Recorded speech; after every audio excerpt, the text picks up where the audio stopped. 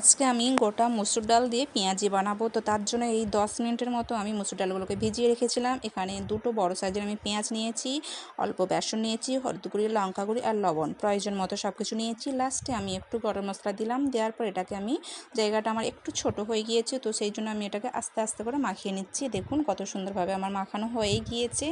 তো এবার আমি এটাকে হাতের সাহায্যে, আপনারা যেমন সাইজের করতে পারেন, চাপটা কি গোল যাই হোক, আপনারা যেমনভাবে করবেন সেভাবেই হবে। তো আমি ঠিক এই সাইজটা করেছি।